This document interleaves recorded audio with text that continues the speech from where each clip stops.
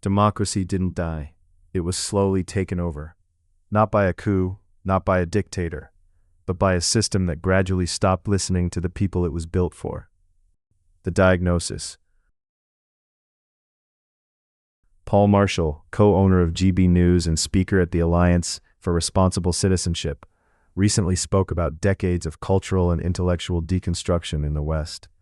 And honestly, he has a point. Not on everything, but on something fundamental. Democracy has transformed from a system that governs society into a system that interprets society on your behalf, without you. Power moves up.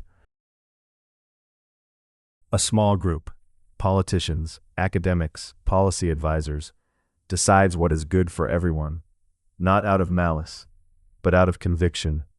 The conviction that expertise equals wisdom, that knowledge equals legitimacy, that understanding automatically grants the right to decide. We reject that conviction. The feedback problem. But there is something else. Policy gets made, effects appear years later. Meanwhile, new policy is stacked on top of old policy. Nobody dares say, let us tear this down and start over. The result, a system that optimizes for its own survival, not for actually working. Think about the tax code, pensions, the housing market, layer upon layer upon layer, like Microsoft endlessly building on MS-DOS until the system collapsed under its own weight. Money and inequality. Then there's the economic undercurrent.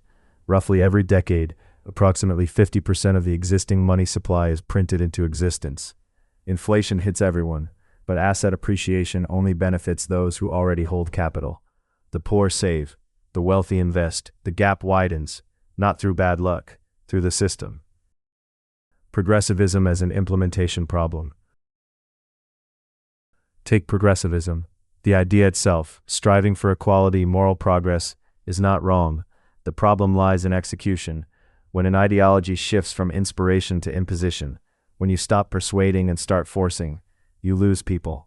Rightfully so. A healthy society persuades, it does not coerce. The vote that does not count. And then the core of it. Once every 4 years you get to fill in a box. One person out of 150 who decides everything for you. Taxes, housing, education, healthcare.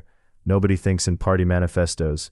Nobody is 100% left or right, yet the system forces you to choose as if you are. That is not representation, that is reduction. 4 failure modes. 1 architecture. The components are not broken, they are operating exactly as designed. The design itself is the failure. Reconstruction, but for real. Marshall calls it reconstruction. Back to the good, the beautiful, the true. Fine words, but reconstruction without mechanism is rhetoric. Real reconstruction starts with a question. How do you structurally give people more influence over the decisions that shape their lives? Not once every 4 years, continuously, not binary, nuanced, not representative on paper, participatory in practice. Democracy is not an opinion, it is a mechanism, and that mechanism is broken, not beyond repair. But it takes more than good intentions. It takes structure, design, and the willingness to start over where necessary. If you believe it can be different, let me know.